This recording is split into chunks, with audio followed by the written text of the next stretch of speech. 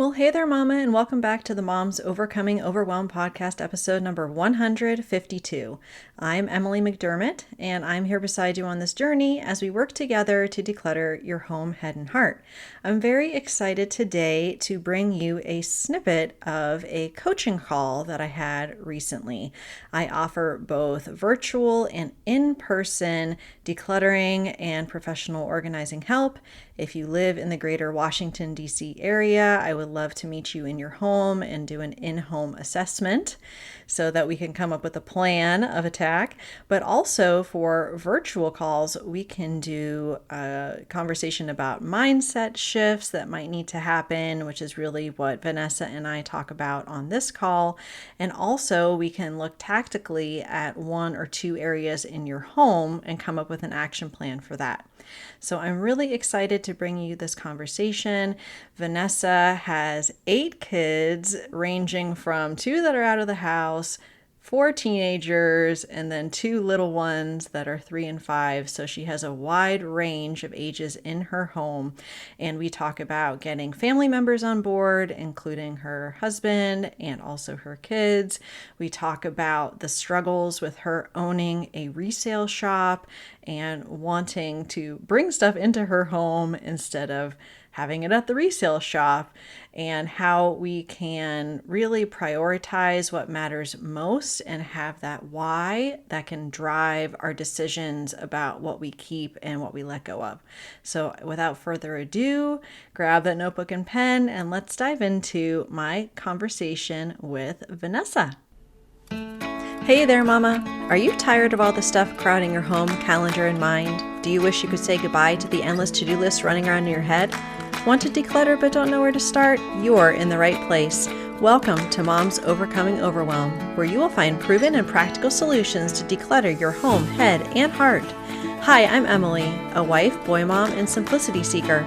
I struggled to get pregnant and felt overwhelmed until I discovered decluttering could create the physical and emotional space I needed to become a mom. Now, 2 kids later, I've transformed my life and motherhood by developing simple systems around decluttering, capsule wardrobes, kid stuff, cleaning and tidying, meal planning, time management, and more, and I can't wait to share them with you. If you're ready to reclaim the time and energy you crave, be present with your kids, and finally enjoy the life and motherhood you so deserve, let's kick overwhelm to the curb, shall we? Grab your lukewarm coffee, your notebook and pen, and clear off some counter space. Let's do this.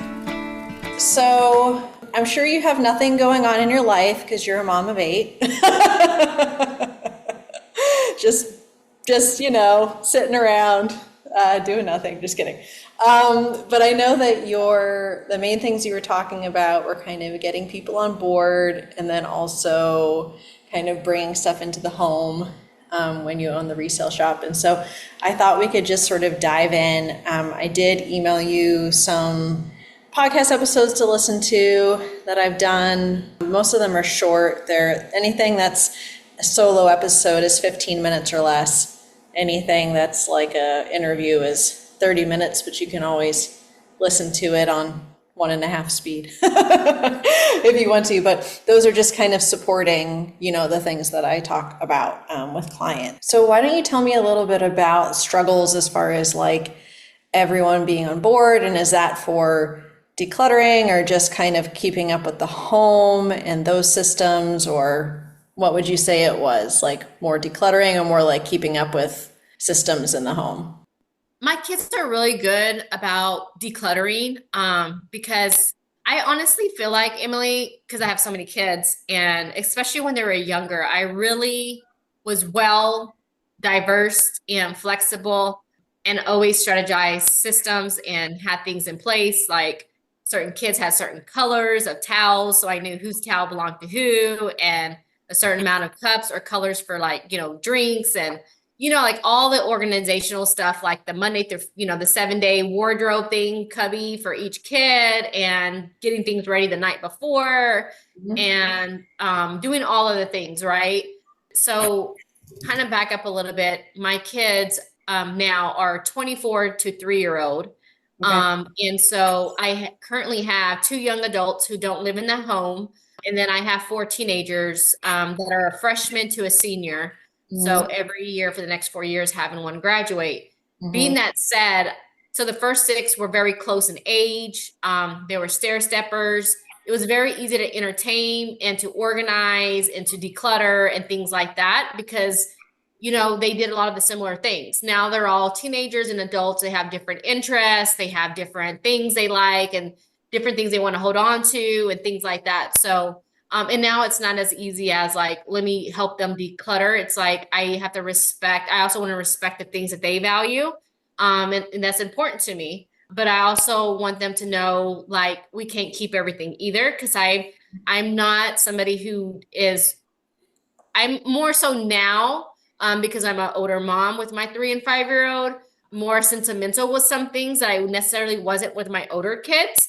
And so I do find that sometimes more of a struggle with the younger ones, keeping stuff, but also with the older ones, like I feel like they're really good about because I'm constantly always decluttering all the time because I feel like if I don't, then I am extremely stressed out. Like I get very way of de-stressing myself is decluttering, but a way of also erasing my stress in my body is having too much stuff as well. And it's kind of like that constant battle where I declutter, but then I'm bringing stuff back into the home.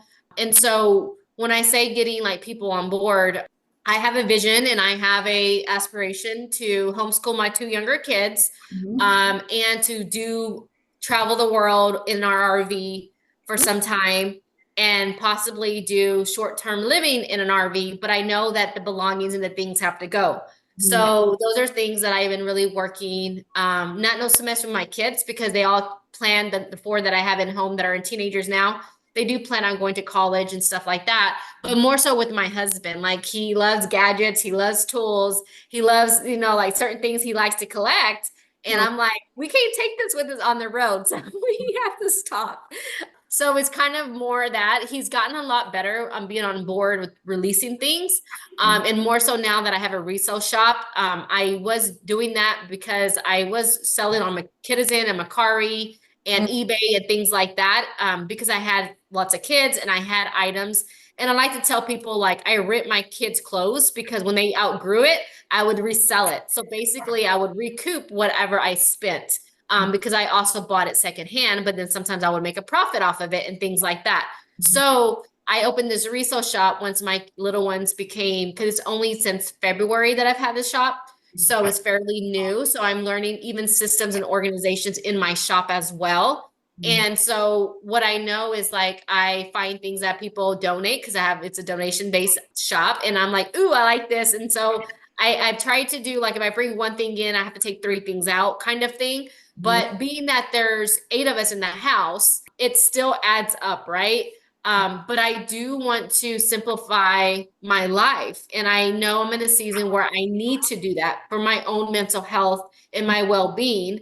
And also, like the kids do really good. Like they'll go declutter their closet and be like, this is all for the shop. And they bring baskets of stuff or, things like that. So for me, it's this constant. I was raised in a family where my parents still to this day are hoarders. And it's an environment that bred a lot of chaos and uncertainty in my life. And it's something that I constantly battle every single day with organizing and decluttering.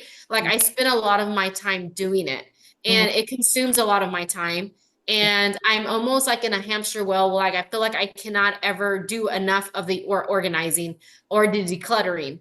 And so I want to get to a place where I can say like I'm being productive with other things besides doing that. And I have the mental space, within myself and in my environment where I'm not feeling like I'm holding on to things that are not serving me. And I've gotten a lot better with releasing stuff for that someday I may need this. And I even tell my husband, like, we don't have to keep all the bolts and the nuts. Like, if we really need a replacement, we can go to the hardware store and pay 20, 30 cents for it because we're probably most likely not going to find that bolt or that nut that we need when we need it. So it's stuff like that, but it's trying to get people on board in my house that understands those concepts too, and to but still honor them. So that, I don't know if I answered your question, but Yes, that's kind good. of what I'm kind of dealing with. Yeah, you totally answered my question. And there's a couple pieces that I want to pull out from what you were saying. Part of it is that I think it's great that your why is very clear. So for you personally. You have your mental health and your well-being, and I'm the same way. I talk sometimes on the podcast about the connection between clutter and anxiety, and it actually does raise our cortisol levels. There's like scientific studies to show it. It also impacts our kids. So having so much in their environment, it's visual stimulus overwhelm, it's tactile stimulus overwhelm for your real little ones. So you get it, like you understand why it's important. And then also having this goal for yourself, but also your family to be able to downsize and have that RV life and have that freedom. And so being able to articulate those whys to your family members in a way that makes sense for you and your family is really important. I think the first thing would be to have a conversation with your husband, and you probably are already having conversations, but to explain to him how it's impacting your mental and emotional health. Because a lot of times we know it, but we're not articulating that to our family members, especially our spouse. And to just know, like, to me, it's not just extra stuff, because our brain sees that as things that we need to do. So dishes in the sink, that's us. Papers on the table, that's stuff we have to do. That's stuff, and you take the primary role of cleaning, of organizing, of decluttering. So that load is on you. So he may not be aware of how much that's impacting you, and the why behind why you want to change, and to understand that this freedom of being able to homeschool and downsizing for the RV and like these dreams and hopes that you have for your family, it starts with you two being on the same page about what that means, and then being able to communicate that to your kids, and to have it come from a place of, this is our dream for our family, that we can do this RV life. This is like our vision, like having that family vision and bringing it back to that. So my first recommendation would be to have that conversation. I'm sure you've had more informal conversations, but have you ever had a conversation with your husband more about like how it impacts your health before? No, I have not. And that's such a great point. And I'm glad you bring that up. And more so now than ever, Emily, I need this. Like, as I'm going into the perimenopause stage, and anxiety, yes, just anxiety that's starting to take over me that I've never experienced before in my life.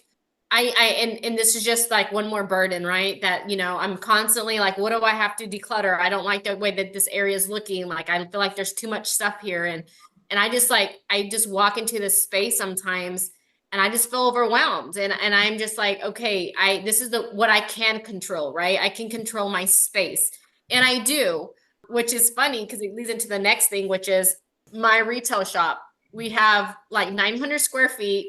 It's packed to the rim, and we've been blessed by the town to donate generously, along with my big family of all the things that I've had. And because I used to sell online, so everything that I once had, that I was going to post, I didn't sell, or that I never got to posting, all got brought into the store. And so now we have more stuff. And so I have stuff in my house that I don't have space for in the store. So this afternoon, we're actually looking at a 3,600 square foot building that God has really lined up to help us be able to provide more for our town and have more space, but it not also be so cluttered, because that will also help my mental space in my home, because then I'll have an actual place where I can store the items and have more space, et cetera, et cetera. I think that, the mental health thing, it kind of leashes into my work environment too, because I'm also dealing with stuff that people brings me that are in the store. And so I'm like trying to detach myself from workload from like home. And so like, it kind of is like doing this, and so I'm so thankful that God has really brought in a space that could really work for us. And actually it's a lot more affordable than we currently paying per square footage. So God is really like bringing it big time. And is in a great location.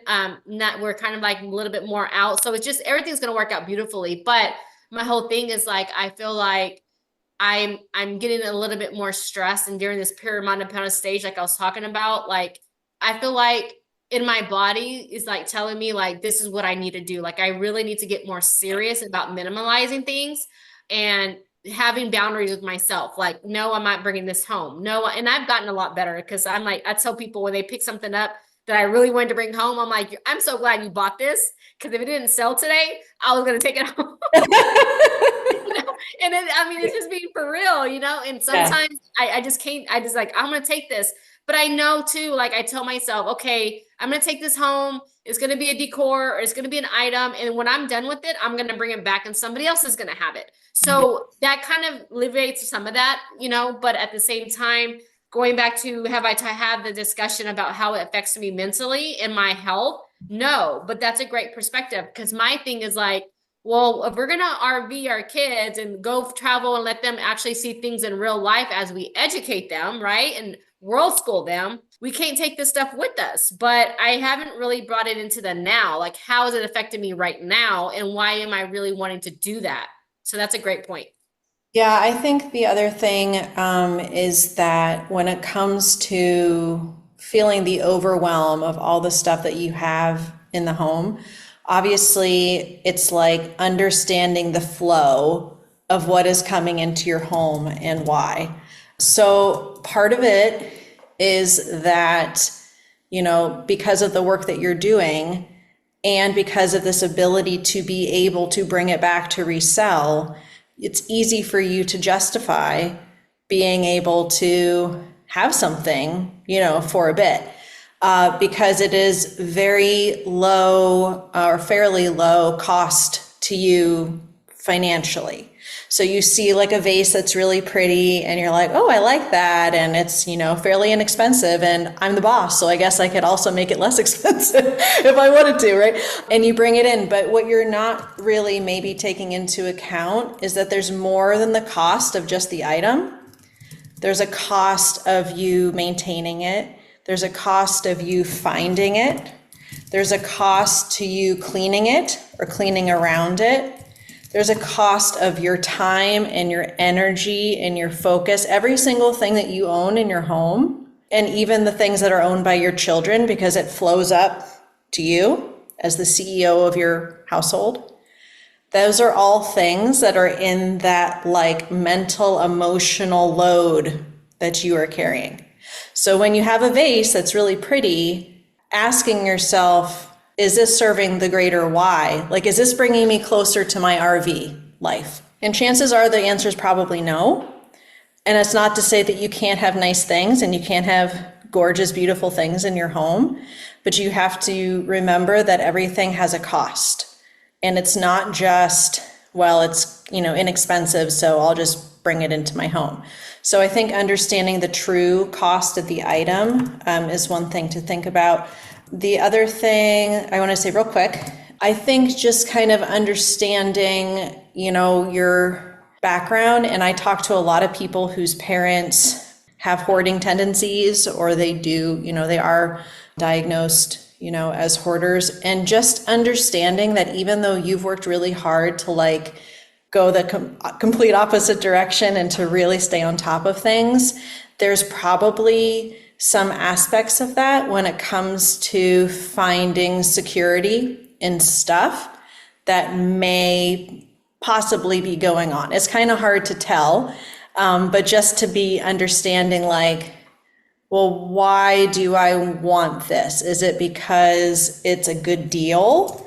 Is it because it's something that I think is going to make me happier? Is it something I need?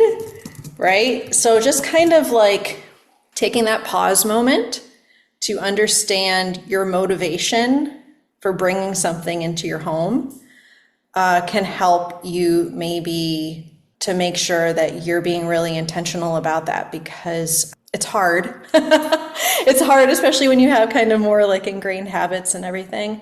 But it sounds like the two-pronged approach that I would recommend for you would be number one, being super intentional about what you're bringing in and what you're influenced by, which we can talk a little bit about here, like ads or emails or sales or, you know, that kind of stuff. And then also for the stuff that's already in your home, how to put stricter limits on what's already there. So I know I just hit you with a lot there, but do you have any thoughts about that?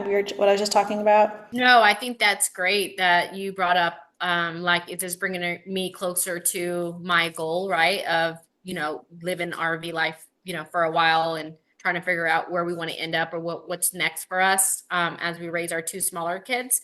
And, I do have a goal and deadline, like, of course, in the next 4 years, like I said, I'm gonna have a kid graduating for the next 4 years. And so like, I'm giving myself that time during the 4 years to like minimize and to do those things and to ask myself, like, why do I really want this? What is it, what is it actually costing me? It's not costing me sometimes financially, but it is causing me, which it actually technically kind of is financially, right? Because you think about if I bring that vase home, I have to dust it. What am I dusting it with? With products or chemicals, with napkins? Like, what am I using?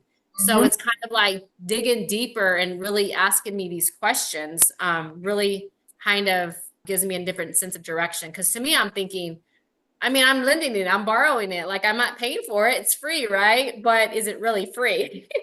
Right. And that's so true. It's funny, my church just had kind of like a welcome back to church after the summer celebration.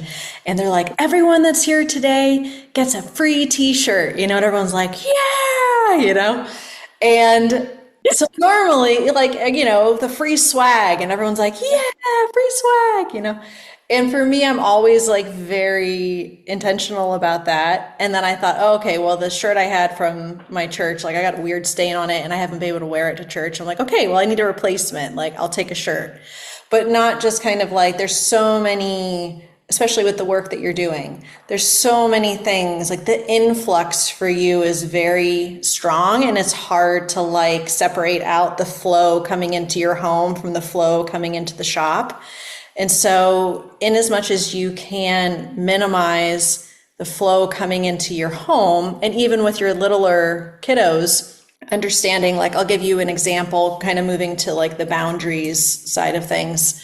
Both of my boys, I have boys that are 6 and 8. They have shoe boxes that are treasure boxes. Okay. So I have my little label and it says Sean's treasure box. Okay. Everything that they get from birthdays, the dentist, stuff at school, like all the little knickknacks, all the little plastic crappy things, they go in there. And when it's full or getting full, then my boys make the decision as to what stays and what gets thrown out. They have a physical boundary. I don't go and get a huge bin and go, oh, it looks like you don't have enough room for your treasures. Here, let me get you this huge bin.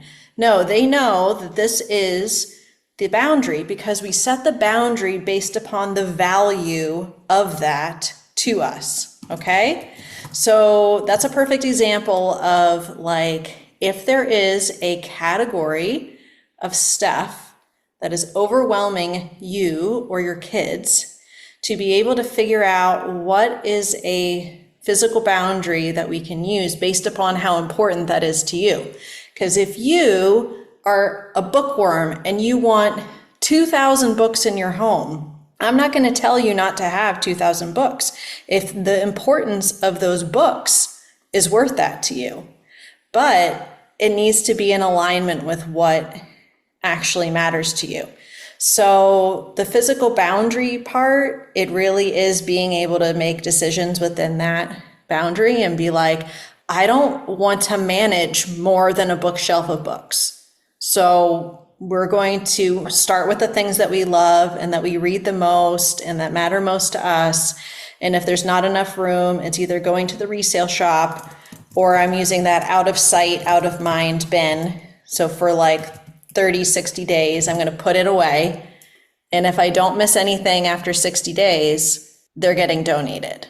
It's just being able to understand, like, what would it look like if we experimented with less in this particular category? What would it look like if I have my, t-shirts, and you look in your t-shirts and you're like, oh yeah, I remember when I got this, and like this I got for free at church, right? And you're like, all these t-shirts.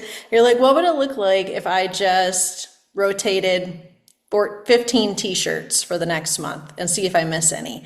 It's all about having this mindset of like experimentation of with less, and then you're able to breathe because you're not seeing all the stuff. Seeing all the stuff is what's stressing you out. Having all of that and making decisions and having to choose and find and all of that, that's what causes the chaos. Yeah, and I will tell you, I am right now currently in the decision overwhelm load. Like literally, I like bit my husband's head off this weekend several times because you're making me decide something. Like, do you want to eat this or do you want this? And I'm like, I'm hungry, and both of those sound great. Just pick something. Well, Yeah. which one do you want? I'm like, do I have to decide again? It's just like the next thing. It's just kind of like, and so I love that. And I have done that before where even with my kids stuff, because I tell them like, okay, do you still want this? Do you want that? And I try to make them be involved, but sometimes they also have that, like my 3 and 5-year-old, mainly my 5-year-old is having the biggest struggle with it. She just sometimes wants to keep things. And I'm just like, we cannot keep them all. Like we have to share our toys with other people who may need them, and trying to be more like generous and stuff like that, and trying to use words, but sometimes there's things that she's just not willing to give up. And so I don't know if it's a good or a bad thing, but like there's this trampoline that we had, and I was cleaning the back playroom yesterday because I felt the overload of having to just declutter a lot of stuff in my house. Yeah. And I go through these binges where I do. And so one of them was a little trampoline, and I said, y'all guys, I haven't seen you guys playing on this for a while. So are you ready to let it go? And she said, she used her brother, like, no, Josh still jumps on it, which is a 3-year-old. And I'm like, okay, well, how about we put it in the garage for a little bit and see, because it's starting to get cooler. So maybe you could jump outside on it or something, right? Because like a little play one, a smaller one. So right now it's in the garage, but I don't know if that's the right or the wrong thing to do if she wasn't, ready to let it go. And also kind of going back to what you said about, like, I love the idea of you having like a physical space. Like, this is the space that I'm willing to negotiate to have my books on. If it doesn't fit here, that means we have to go through them and downsize or figure something else out, right? Whether it's like I have a she shed, so maybe like some of the books can go all in the house, but maybe a couple of them can go over there. So when I'm over there and want to relax, so it's just kind of, doing those things too is really a good idea. And even with my kids, like right now they have the free for all playroom, which is also the second, family room.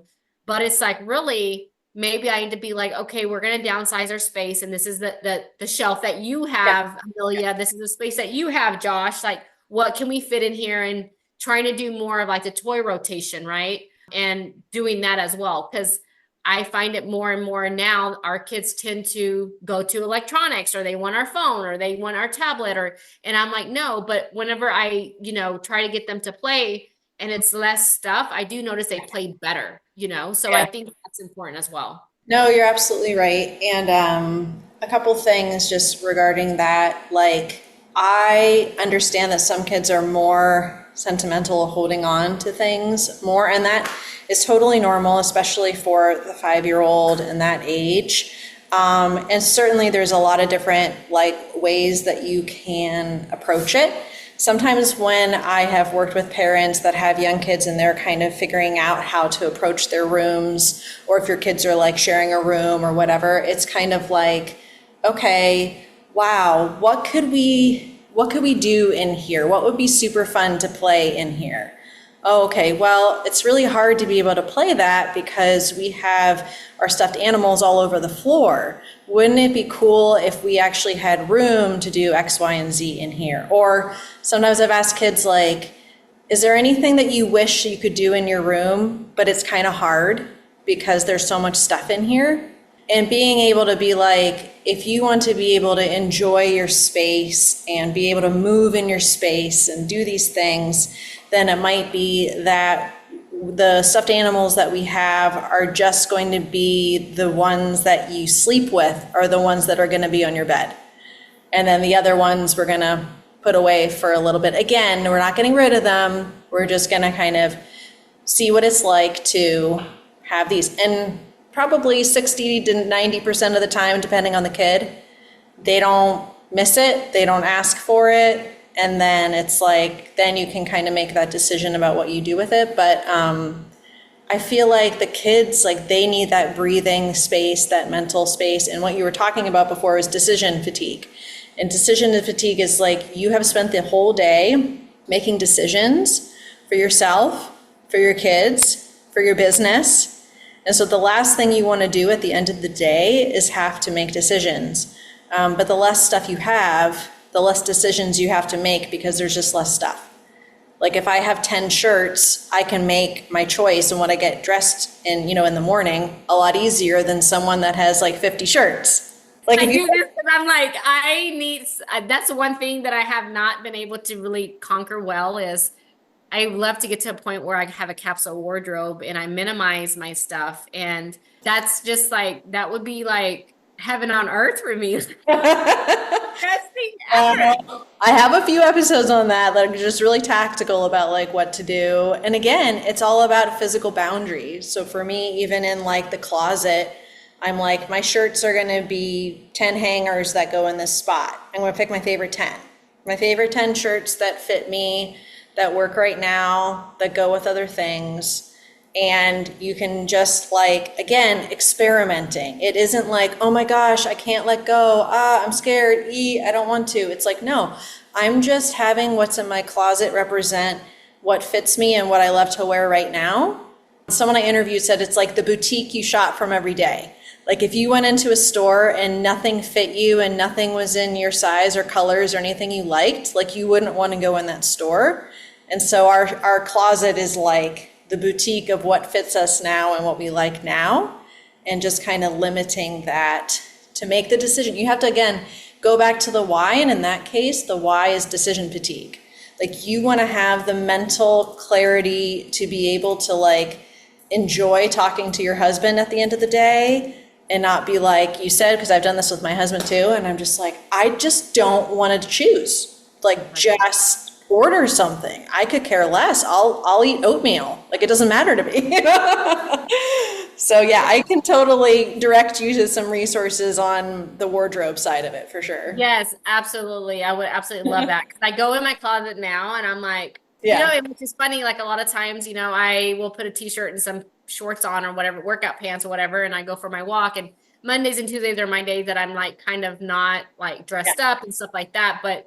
And I feel like I feel better when I do dress up, when I get ready from head to toe. So why I don't do it after I do get my workout, use me in and stuff like that is because I get busy, right? And I have like these office days and things like that. And so for me, I'm like, I will perform better and be an overall better mom, business person, community server, like all the things if I did it. But because the easy access is to grab a t-shirt and, it's just, I do that, right? Because it's a creature of habit. Yeah. But I know it's not the best thing for my higher good.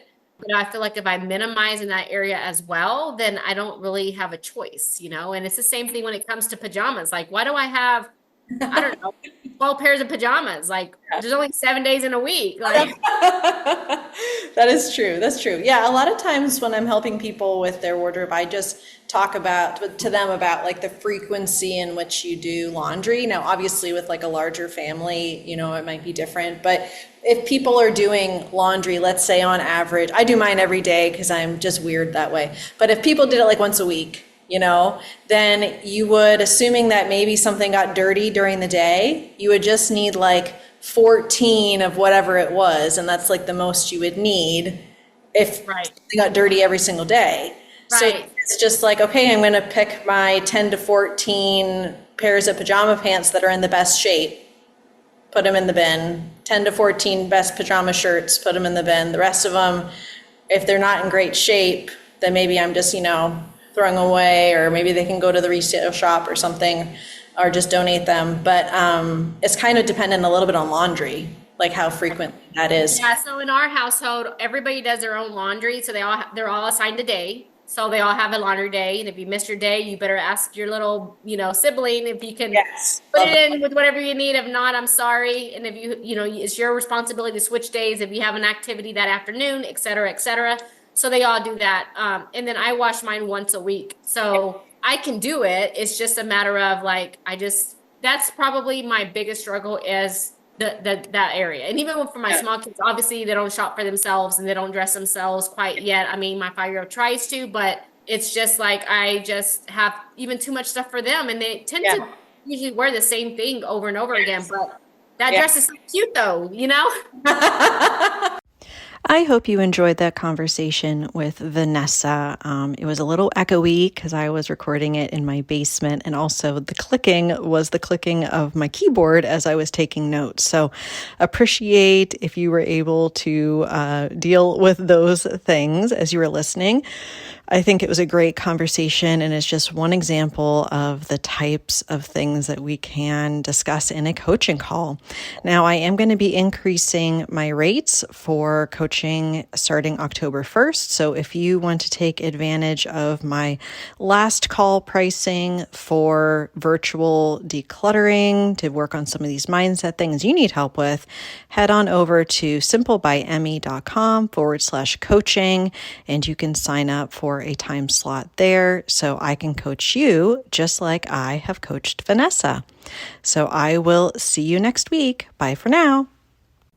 If you like today's podcast, here's what you can do. Just take 30 seconds to leave me a review. I know you're a busy mama. You're overwhelmed, in fact, but 30 seconds of your day makes such an impact. I'll be blessed by your words. They'll definitely make my day. And who knows, you might be entered for this month's giveaway. In Apple Podcasts, scroll down to write a review. Thanks so much for your time. I'm so grateful for you.